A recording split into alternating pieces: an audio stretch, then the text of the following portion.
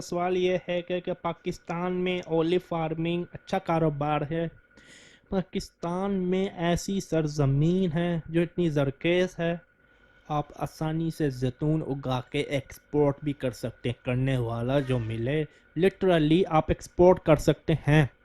मैं कहूँगा one of the best untapped market, जिसके अंदर आप मिलियंस एंड मिलियंस रुपये आसानी से कमा सकते हैं, आसानी से।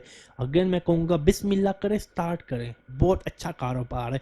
आप पहले अपने आप को प्रिपेयर करें, कुछ किताबें खरीदें, कुछ कोर्सेस देखें, समझे ओलिव का क्या होता है, अपनी बिजनेस मैथमेटिक्स, रिटेल मैथमेटिक्स या जो बिजनेस मैथमेटिक्स होती है वो फार्मिंग मैथमेटिक्स, उसको आप अच्छा करें और बिस्मिल्लाह करें, इसमें बरकत ही बरकत है। काफ़ी अच्छा कारोबार है। At the end of the day मैं ये कहूँगा, तो क्या पाकिस्तान में ओलिव का काम करना चाहिए? मैं कहूँगा डेफिनेटली यस।